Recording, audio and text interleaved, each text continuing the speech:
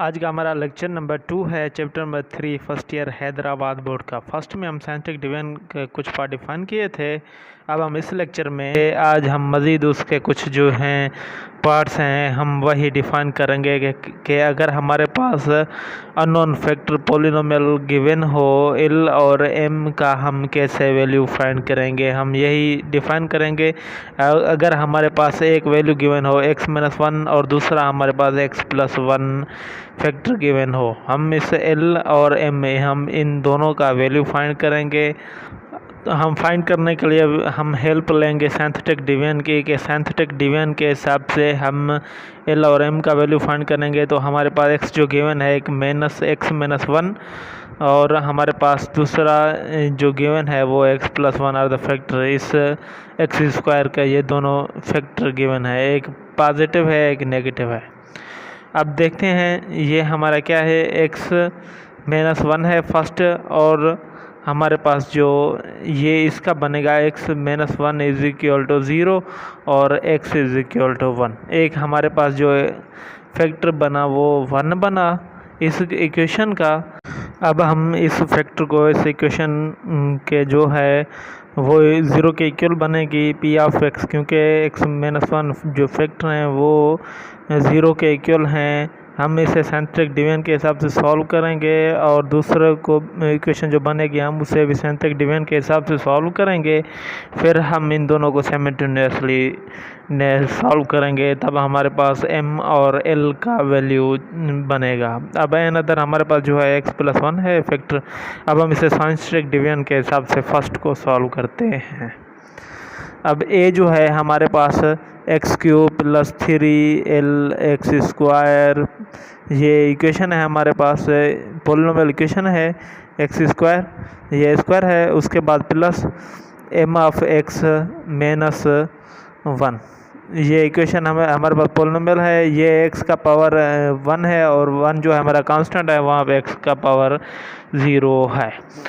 अब इसमें हमारे पास सारे पॉलिनोमियल इक्वेशन गिवन है, क्यूब, स्क्वायर, x⁴ और x0। अब हम इसे सिंथेटिक डिवीजन के डिवाइड करते हैं 1 के हिसाब से। अब x³ का जो हमारे पास कोएफिशिएंट है वो 1 है और x² का हमारे पास 3 और l है, ये हमारे पास 3l, और उसके बाद x का m है और कांस्टेंट हमारे पास -1 है।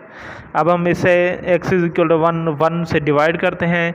अब हमें पता था, हमने पिछले क्लासेस में डिफाइन किया है कि फर्स्ट हमारा जो है वो सेम।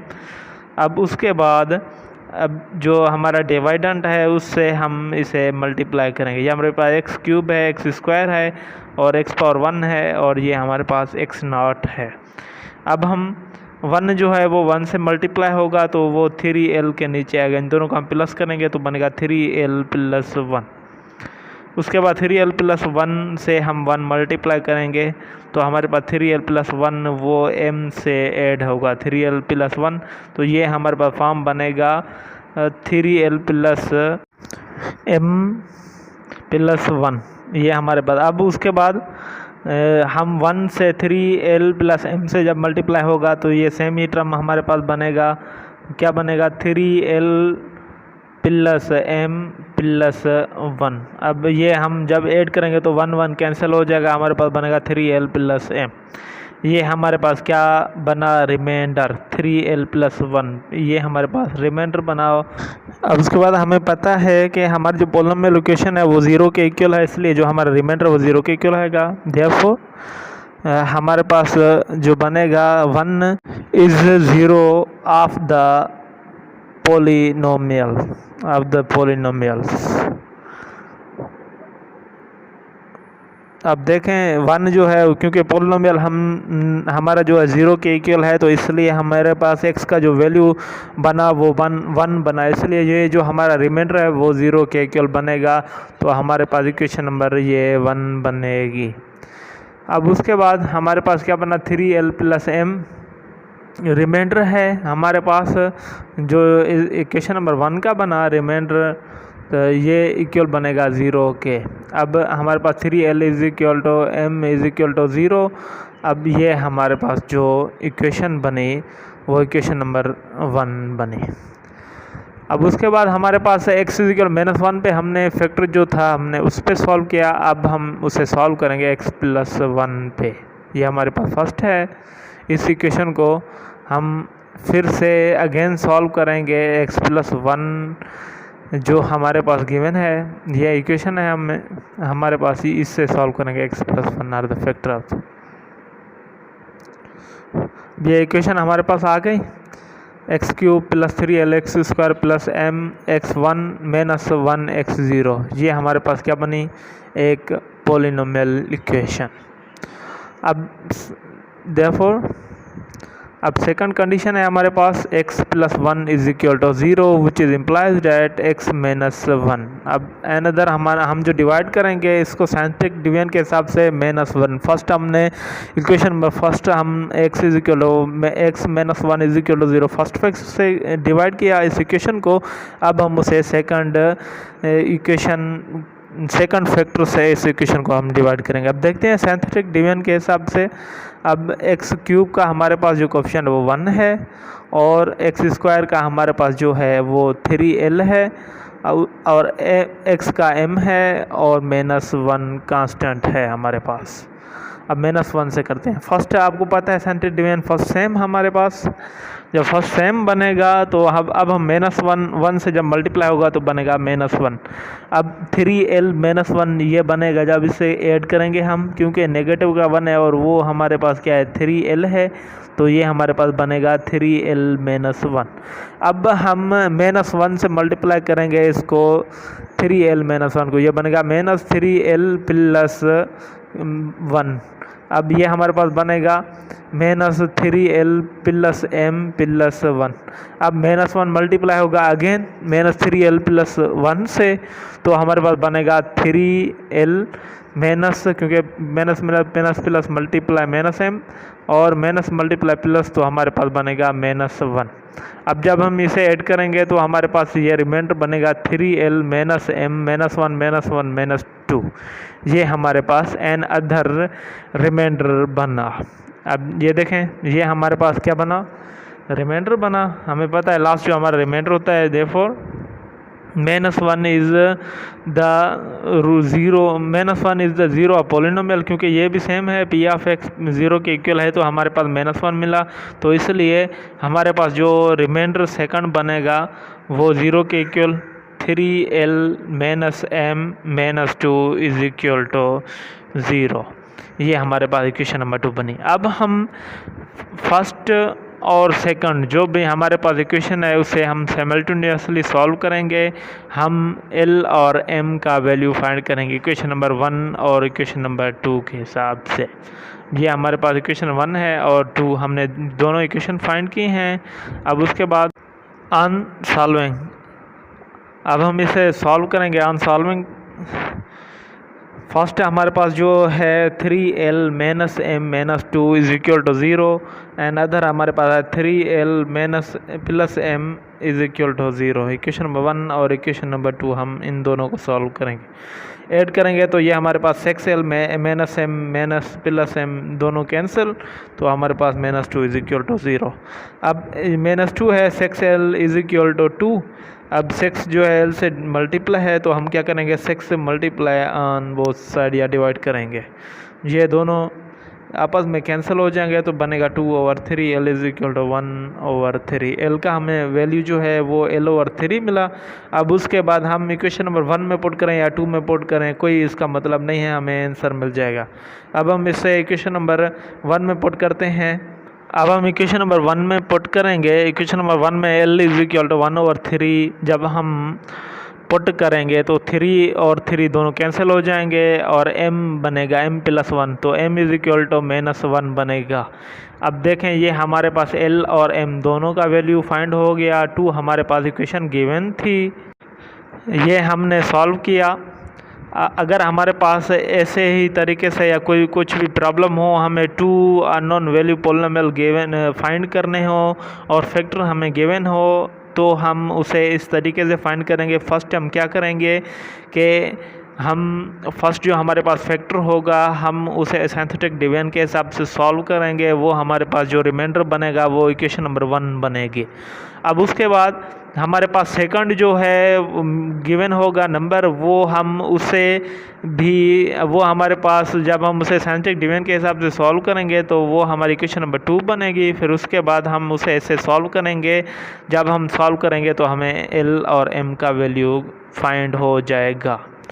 अब उसके बाद नेक्स्ट देखते हैं, हमारे पास है solving cubic equation if one of its root is given. हमारे पास जो क्यूब की इक्वेशन है 3x cube minus 11x square plus 5x plus 3 is equal to 0 with 3 as its root. उसके रूट्स क्या हैं, वो हमारे पास रूट्स गिवन है, रूट्स उसका 3 है। अब हम इसको ये हमारी जो है असेंडिंग आर्डर में है, क्यूब है, ये हमारे फर्स्ट पोलिनोमियल क्यूबिक इक्वेशन है 3x स्क्वायर, ये क्यूबिक इक्वेशन पोलिनोमियल इक्वेशन है। ये हम इसे डिसेंडिंग आर्डर में है, ये हमारा descending order 3x cube minus 11x square हमारे पास है 11x square plus 5x plus 3। ये हमारे पास कांस्टेंट है, x का पावर जो है वो 0 है।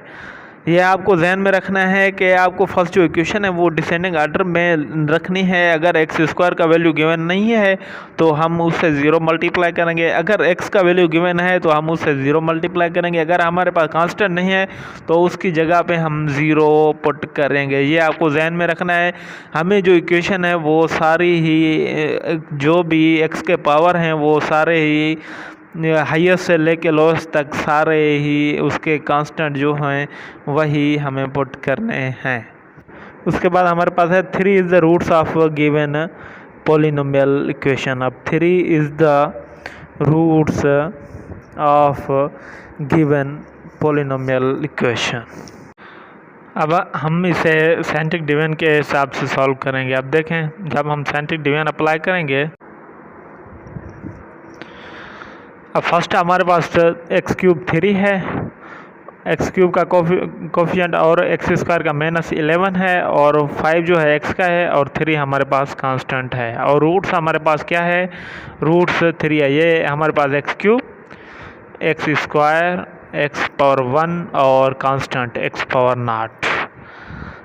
अब 3 हमारे पास रूट्स है। अब फर्स्ट हमें पता है कंडीशन फर्स्ट सेम 3, ये हमारे पास क्वेश्चन बनेंगे। फर्स्ट हमारे पास 3 सेम 3 मल्टीप्लाई जब 3 से होगा तो हमारे पास क्या बनेगा 9 पॉजिटिव का है, 9 पॉजिटिव का 11 नेगेटिव का, तो हमारे पास -2। अब 3 मल्टीप्लाई -2 तो हमारे पास -6। अब -6 -1 बनेगा जब ऐड होगा, तो अब -3 मल्टीप्लाई -3 तो हमारे पास बनेगा -3 0। ये हमारे पास 0 बनेगा। अब रिमाइंडर हमारे पास क्या बना, 0 बना। अब उसके बाद जो भी हमारे पास इक्वेशन में रूट्स गिवन था, जब हमने उसे अप्लाई किया इस इक्वेशन में तो वाकई ही वो 0 के इक्वल आया रिमाइंडर, और वाकई ये जो 3 है वो हमारा इसका रूट्स बनना। अब ये हमारे पास क्वेश्चन फॉर्म है। हमने जब इस सिंथेटिक डिवीजन इस पोलिनोमियल इक्वेशन का है, हमने जब इसे 3 से डिवाइड किया तो हमारे पास ये क्वेश्चन बना 3 - 2 - 1। अब 3 जो है हमारा एक्स क्यूब है, जब हमने एक्स से डिवाइड किया तो हमारे पास एक्स कैंसिल हो गया, एक्स स्क्वायर बना। एक्स स्क्वायर जब एक्स से कैंसिल हुआ तो एक्स बना और एक्स से कैंसिल हुआ तो एक्स नॉट बना। अब जो हमारे पास डिप्रेस्ड इक्वेशन बनी, डिप्रेस्ड इक्वेशन, ये हमारे पास डिप्रेस्ड इक्वेशन बनी 3x square minus 2x minus 1 is equal to 0। ये हमारे पास क्वेश्चन जो है वो डिप्रेस्ड इक्वेशन बनी। हम इसमें अब हम x का वैल्यू फाइंड करेंगे with the help of factorization method. अब जब हम फैक्टराइजेशन मेथड अप्लाई करेंगे तो हमारे पास फॉर्म बनेगा 3x स्क्वायर। अब ये इससे मल्टीप्लाई होगा तो हमारे पास 3 बनेगा, 3 का रूट 3 इसलिए -3x प्लस x ये बनेगा -1। अब उसके बाद हम जब 3x कॉमन निकालेंगे, जब 3x कॉमन निकालेंगे तो हमारे पास x -1 प्लस 1 हम कॉमन निकालेंगे तो हमारे पास बनेगा x -1। ये दोनों जो हैं वो ज़ीरो के इक्वल बनेंगे। हमें जो है ना x का वैल्यू फाइंड होगा। अब हमारे पास फर्स्ट जो इधर हमारे पास एक कंडीशन बनेगी 3x-1 फर्स्ट हमारे पास, और एन अदर हमारे पास बनेगी 3x+1 इज इक्वल टू 0। अब इधर एक हमारे पास जो x का वैल्यू बनेगा x-1 इज इक्वल टू 0 और दूसरा हमारे पास 3x+1 इज इक्वल टू 0। अब ये x पॉजिटिव बनेगा और ये हमारे पास x का जो वैल्यू बनेगा 3x-1 और x इज इक्वल टू -1/3। ये हमारे पास x का रूट बना, x इज इक्वल टू -1/3 और दूसरा हमारे पास रूट बना x इज इक्वल टू -1। यह हमने इसे जो है हमारे पास क्यूबिक इक्वेशन गिवन थी। फर्स्ट हमने क्यूबिक का इक्वेशन को सॉल्व किया, हमें रूट गिवन था क्यूबिक का 3। अब उसके बाद जब क्यूबिक इक्वेशन के बाद क्वाड्रेटिक इक्वेशन आई तो हमें quadratic equation by factorization method से हमने सॉल्व किया, तो हमें x का वैल्यू फाइंड हुआ। एक हमारे पास x का वैल्यू 3 और दूसरा हमारे पास x इज इक्वल टू 1, तीसरा हमारे पास x इज इक्वल टू -1/3। ये हमने क्यूबिक इक्वेशन सॉल्व की और उसके तीनों फर्स्ट वैल्यू गिवन था और हमने 2 वैल्यूज़ फाइंड किए क्यूबिक इक्वेशन के। अगर इस तरीके से हमें प्रॉब्लम गिवन हो तो हम उसे इस तरीके सॉल्व करेंगे। ये हमने क्यूबिक इक्वेशन सॉल्व किया।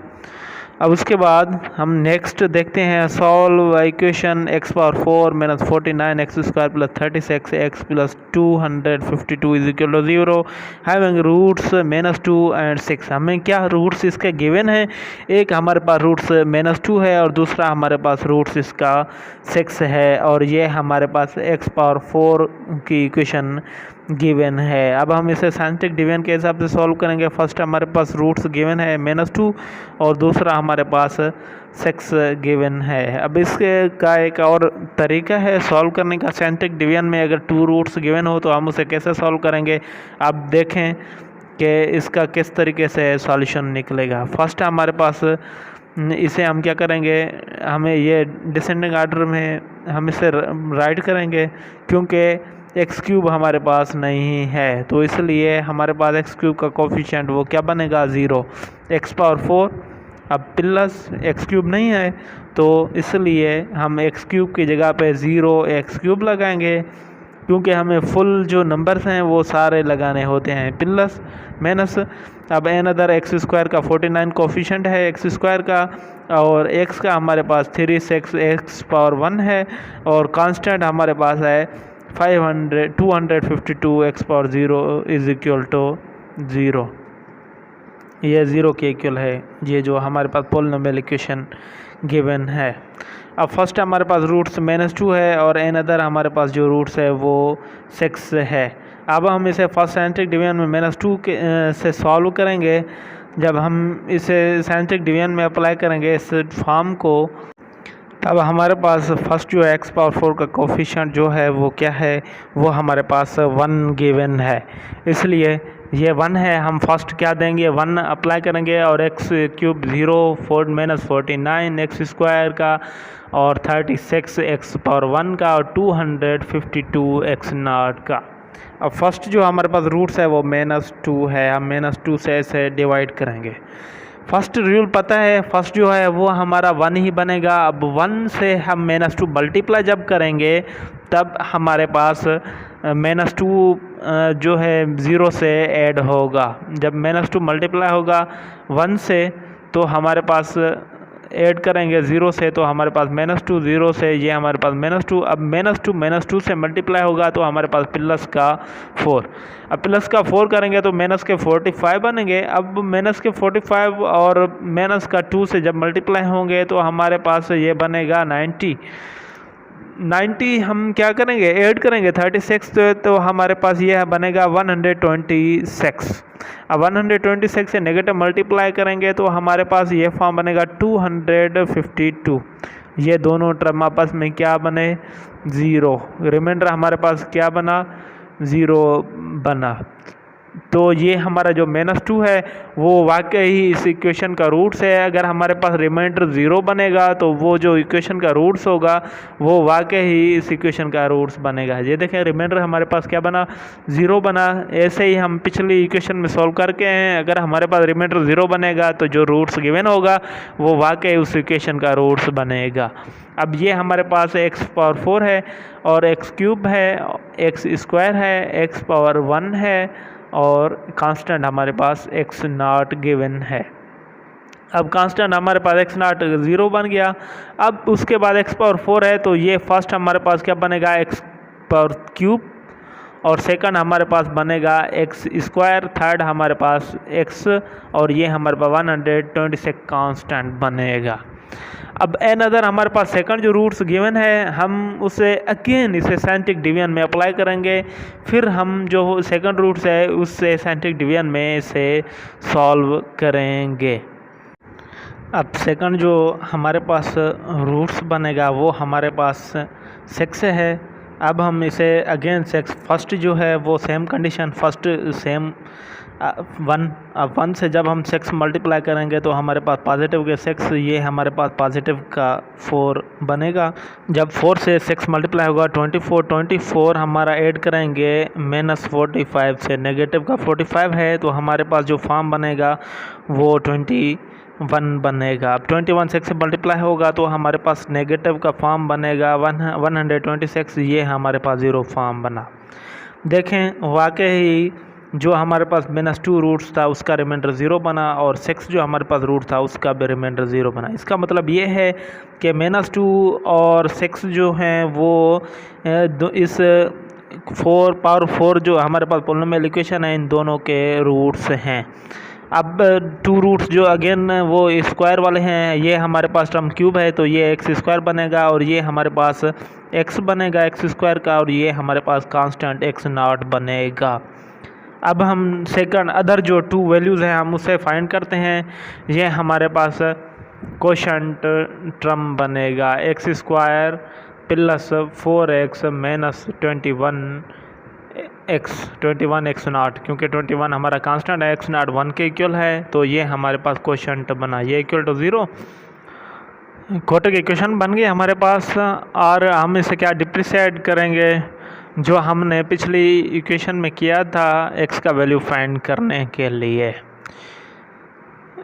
Depreciate x² + 4x - 21 = 0। अब हम इसे फैक्टराइजेशन मेथड के हिसाब से सॉल्व करेंगे। x² + 4x - 21 = 0। अब उसके बाद फर्स्ट जो है x² का जो कोफिशिएंट है वो कांस्टेंट से मल्टीप्लाई होगा, फिर उसके हम क्या करेंगे, उसके हम फैक्टर बनाएंगे। जो भी पॉसिबल फैक्टर बनेंगे हम उसे इस इक्वेशन में अप्लाई करेंगे। जैसे हमारे पास पॉसिबल फैक्टर जो बन रहे हैं वो हमारे पास x7 है और दूसरा हमारे पास 3 है। x² और +7x - 3x - 21 = 0। अब फर्स्ट में से हम क्या करेंगे, x कॉमन निकालेंगे और सेकंड में से हम -3 कॉमन निकालेंगे। जब हम x कॉमन निकालेंगे तो हमारे पास टर्म बनेगा x + 7। अब -3 जब हम कॉमन निकालेंगे तो हमारे पास बनेगा x + 7 = 0। अब इधर हमारे पास एक जो रूट्स बनेगा वो हमारे पास x + 7 और दूसरा r वाला रूट्स जो बनेगा x - 3 = 0। ये हमारे पास इधर एक हमारे पास x + 7 = 0, फर्स्ट हमारे पास ये बना और r हमारे पास ये हमारा -7 क्योंकि 7 है पॉजिटिव का और r x - 3 = 0। ये हमारे पास बनेगा x = 3 क्योंकि नेगेटिव का है और ये पॉजिटिव का। ये हमारे पास इस इक्वेशन के 4 रूट्स गिवन फाइंड हुए।